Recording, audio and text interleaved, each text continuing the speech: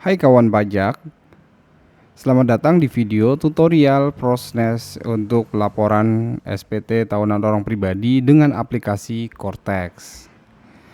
Perlu diperhatikan ya, saat ini Cortex tersedia dalam dua bahasa, yaitu bahasa Indonesia dan bahasa Inggris. Video ini hanya untuk membahas tutorial pelaporan SPT tahunan orang pribadi dengan proses bahasa Inggris. Informasi yang disampaikan pada media ini dapat berubah sesuai dengan perkembangan ketentuan perpajakan yang berlaku dan proses pengembangan sistem. Nah, ini adalah tampilan Cortex ya. Cortex hanya dapat diakses oleh pihak yang berwenang, yaitu untuk orang pribadi. Orang pribadinya itu sendiri, konsultan, atau jika teman-teman menggunakan pihak ketiga, yaitu pihak ketiga yang telah ditunjuk ya untuk mengurus SPT tahunan teman-teman. Nah, silahkan pastikan role yang telah dipilih sudah sesuai. Untuk login ke pada aplikasi Cortex, silahkan teman-teman input 16 digit NPWP, terus kemudian kata sandi, captcha, dan teman-teman bisa klik login di situ. Untuk mengakses, teman-teman bisa pilih klik text return ya. Terus kemudian saya masuk tampilan di text return, di situ ada create text return, ada text return.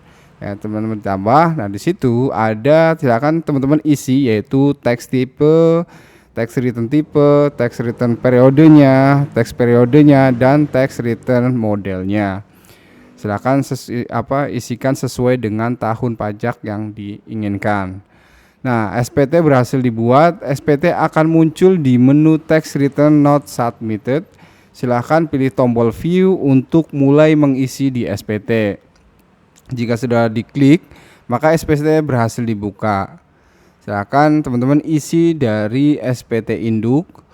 Nah, itu di situ ada tampilan-tampilan yang perlu teman-teman isi. Nah, terus kemudian isi dari lampiran 1. Silakan tombol teman-teman isi di situ juga. Lengkapi induk di bagian B dan pilih yes pada poin A untuk mempunyai penghasilan dari pemberi kerja. Silahkan pindah ke lampiran 1 bagian D untuk mengisi detailnya. Melengkapi detail pengisian, bagian ini akan terisi otomatis dari pemberi kerja. Silahkan pilih tombol add untuk menambahkan penghasilan. Ini adalah bukti potong ya. Misalnya karyawan mendapat bukti potong 1721A1. Jika ada tambahan tinggal klik tambah lagi. Terus kemudian melengkapi detail penghasilan, yaitu silahkan teman-teman isi juga di situ. Terus kemudian ada penghasilan berhasil di input, maka akan tertampil di situ yang di kolom merah ya. Terus kemudian teman-teman bisa melengkapi induk di bagian C, yaitu teks. Nah, terus kemudian ada PTKP-nya juga teman-teman bisa update di situ. Terus kemudian melengkapi bagian induk bagian D. Nah, di situ silakan tinggal pilih yes untuk poin 10A. Apabila mempunyai bukti potong PPh dari pemberi kerja, silakan pindah ke lampiran 1 bagian E untuk mengisi detailnya. Nah, melengkapi detail bukti potong, bagian ini akan terisi otomatis dari pemberi kerja. Silakan pilih tombol add untuk menambahkan bukti potong. Ini sama dengan yang tadi ya. Jadi ketika sudah dibuatkan bukti potong dari lawan transaksi, seharusnya di sini akan muncul secara otomatis. Melengkapi detail bukti potong, silakan mengisi detail bukti potong dari pemberi kerja. Terus kemudian bukti potong jika sudah berhasil di input, maka otomatis akan muncul di situ ya.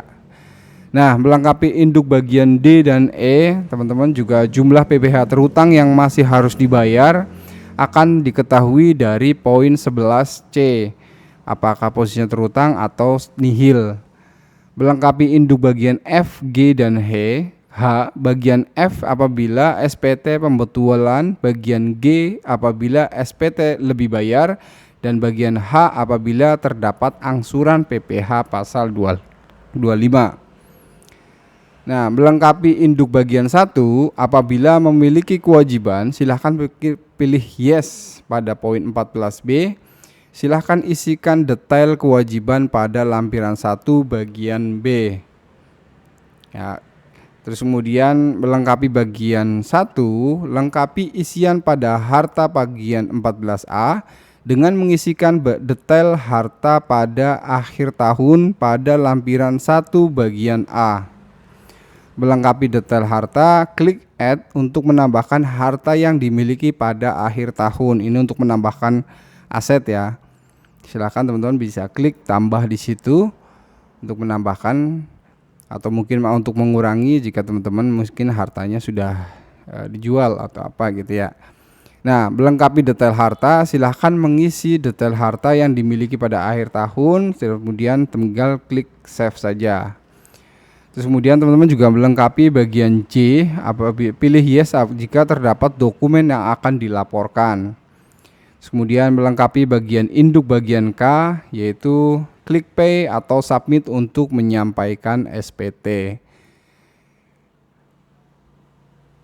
Nah, di situ untuk yang di kolom merah itu ya, untuk klik pay atau submit. Apabila terdapat saldo deposit, akan muncul pilihan untuk menggunakan saldo deposit atau teman-teman membuat e-billing untuk pembayarannya.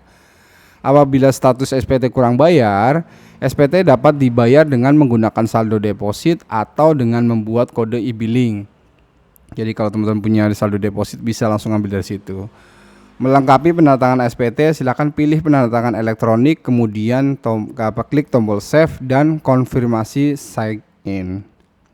Nah, SPT berhasil dibuat dan disampaikan. Dokumen BPE dan dokumen cetakan SPT dapat diunduh di text return submitted ya. Di situ ada 3 tombol untuk lihat, untuk download, atau sampingnya adalah untuk download yang PDF-nya. Untuk melihat PDF-nya, teman-teman bisa melakukan 3 aksi itu setelah berhasil dilapor.